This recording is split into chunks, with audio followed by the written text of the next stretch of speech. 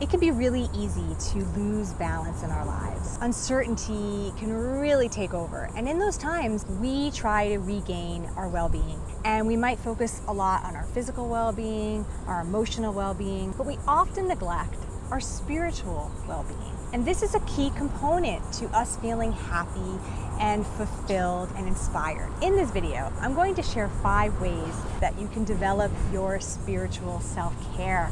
Please don't neglect this part of yourself. Regardless of your cultural or religious beliefs, there are certain aspects of humanity that we all share. It's just about being connected in the moment, having greater awareness, and being more present. Hey everyone, it's Karen Lynn, sharing messages, resources, and experiences that guide to greater well-being. In developing your spiritual self-care, the first tip that I would recommend is the one that's going to give you the foundation. Without that, it's difficult to build that strong connection with ourselves and with our divine nature. And that is developing and cultivating a daily spiritual practice. I've made a separate video about this. I've linked it here. That goes into a bit more detail about how you can proceed to go about doing that. But essentially, it's finding a modality, a technique, a practice that you love, that connects you to your greater self, and that you really enjoy doing. And that's where the magic happens. Things start to shift in our lives, and there's movement. There's movement toward inner peace, and we start to be able to work on other parts of our lives in more effective ways. The second thing that dovetails with this first one is journaling. It's very interesting how when we take our thoughts and we commit them to paper, that there's a process that happens that really helps us work through things. It can help us figure out how we're navigating through life, what patterns are showing up, where we want to focus, even if you use it to set goals. The third thing is to immerse yourself in positivity. The people you surround yourself with. Really try, if you can, to choose people that can uplift you, people that empower you, that don't tear you down.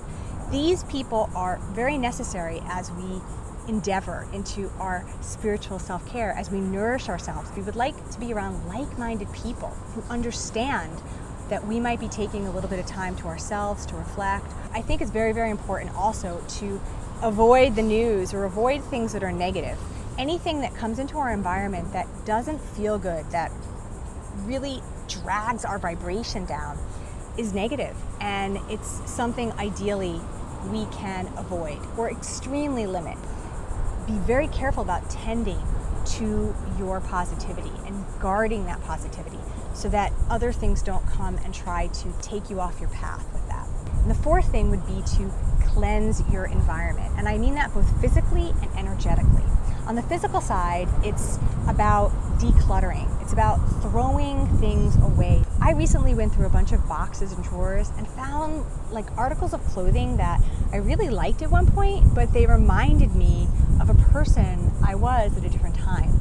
And I just didn't feel that I needed to keep it. It just didn't bring me joy to wear it. So it went in the giveaway pile. Purging the things that no longer are needed in your life on a physical level. Also energetically, if you have the opportunity to sage, to clean the air, particularly if people have had an argument or quarrel in the area where you are, I might say a few affirmations and the energy shifts.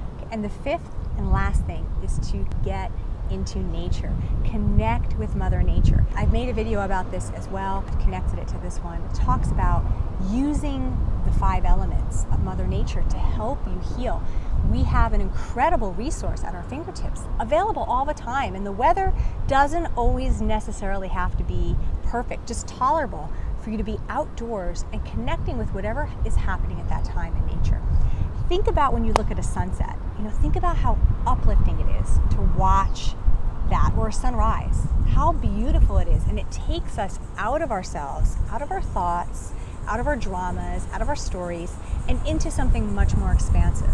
And that is an amazing dosage of spiritual self-care. Really can give you the energy you would need to sustain the rest of your day and get more in touch with what's important to you. So I hope that these 5 tips give you some ideas, ways that you can nurture this part of yourself, set up some kind of self-care that nourishes your spirituality for yourself, for your family. The more you give for yourself that way, the more you can give to others.